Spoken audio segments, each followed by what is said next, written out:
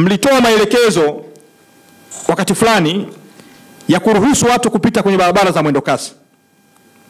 Mkasahau kwamba barabara za mwendo kasi si za kwenu, ni za waziri wa TAMISEMI. Ziko chini ya waziri wa TAMISEMI.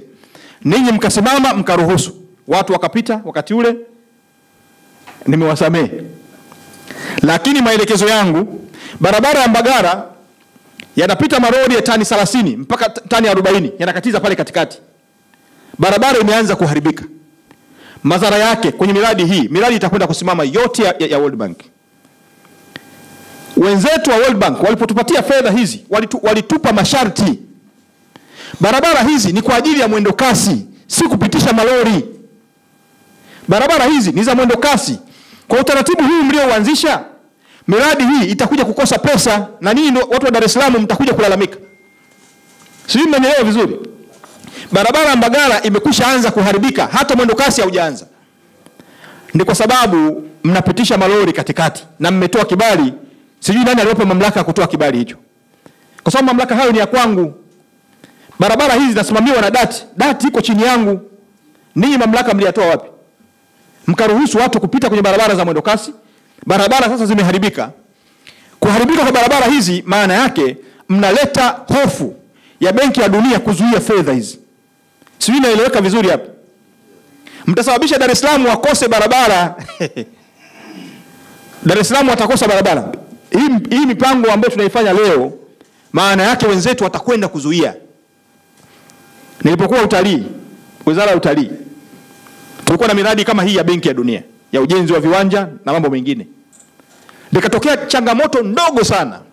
Benki ya Dunia wakafuta fedha zote na wakakataa kuendeleza miradi ambayo ilikuwa inatekelezwa na wao wenyewe Benki ya Dunia.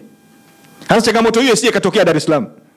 Ninawasihi sana, tunataka tuwai majumbani, tutenge muda mzuri wa kutoka ofisini kwenda kurudi wapi? Majumbani. Maelekezo yangu, mwambie mkuu wa mkoa, hatuwezi kuruhusu malori kupita katikati ya barabara za mwendo kasi. Haiwezekani.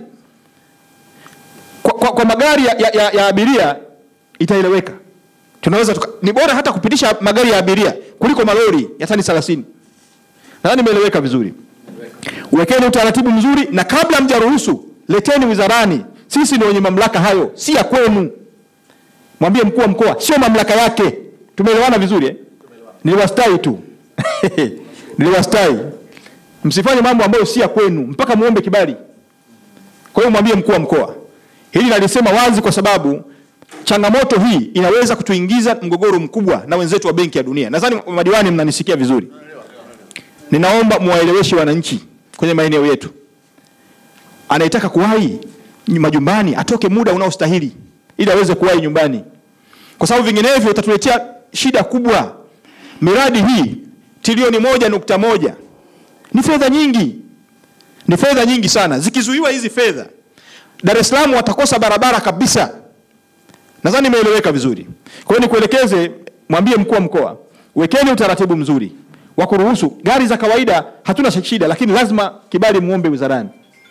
Malori kuanzia sasa nisisikie malori yamekatiza katikati ya barabara. Hasa tani kuanzia hizo matani makubwa hayo. Kwa sababu tatizo lake litakuwa ni kubwa, na changamoto hii itatuletea shida kubwa, mgogoro baina yetu na wenzetu wa Benki ya Dunia.